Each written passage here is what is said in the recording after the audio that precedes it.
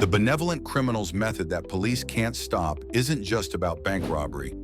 It's about exposing a fundamental flaw in our justice system that can't handle criminals whose crimes create more good than harm, forcing society to question whether some illegal acts might be morally necessary. David Richardson's Robin Hood paradox challenges everything we think we know about crime, punishment, and moral responsibility, because sometimes saving lives requires breaking laws. I'm Daniel McKenzie, and David's case taught me that the most dangerous criminals might be those who force us to choose between legal justice and moral justice. David Richardson studied families facing medical bankruptcies, children denied life-saving treatments, and elderly people losing their homes to medical debt. Then he robbed banks for exact amounts needed to solve these crises and anonymously delivered every stolen dollar to desperate families. His method was methodical, compassionate, and completely illegal, creating a moral paradox that split law enforcement, divided communities, and challenged fundamental assumptions about criminal behavior and social responsibility. Police couldn't stop David because stopping him meant preventing life-saving assistance to families in desperate need. Every arrest attempt generated community backlash from families David had helped and public pressure to allow his beneficial crimes to continue.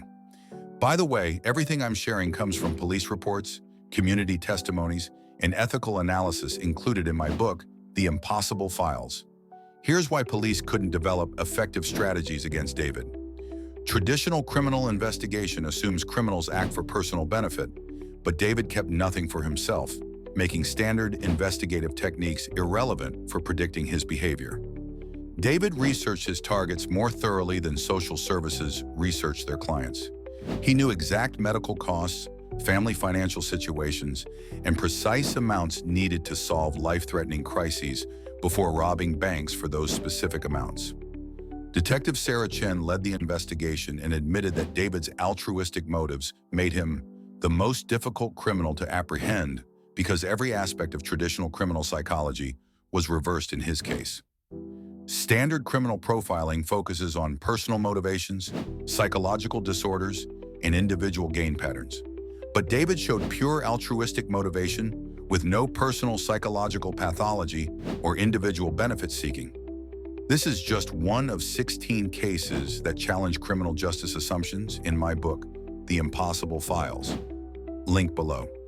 But David's Robin Hood paradox exposed deeper problems in how society handles situations where legal systems fail to provide adequate solutions for life-threatening emergencies. The community response complicated law enforcement efforts because David's beneficiaries organized legal defense funds, petitioned courts for leniency, and publicly opposed prosecution efforts against someone who had saved their children's lives. Maria Santos, whose daughter's cancer treatment was funded by David's bank robbery, testified that David committed crimes to save my daughter when legal systems failed us. How can society prosecute someone for preventing a child's death? This created unprecedented ethical pressure on prosecutors who had to argue for imprisoning someone whose crimes had prevented child deaths, family homelessness, and medical-related suicides.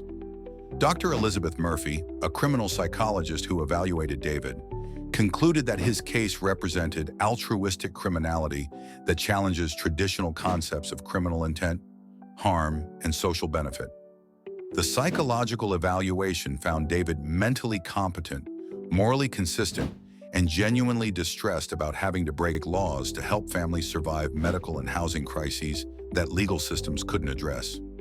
David's method exposed systematic failures in healthcare access, social safety nets, and emergency assistance programs that forced families into life-threatening situations that only illegal intervention could resolve. His bank robberies documented precise amounts needed for specific medical treatments, housing payments, and emergency expenses that revealed the exact financial gaps in legal assistance programs. The robberies became case studies in social policy failure because they documented families facing death or homelessness despite existing legal programs that were supposed to prevent such crises.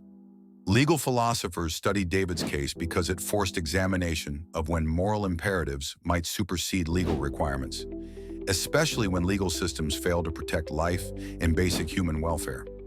Courts struggled with sentencing someone whose crimes saved lives that legal systems had failed to protect, leading to unprecedented judicial consideration of altruistic crime and moral motivation in criminal justice.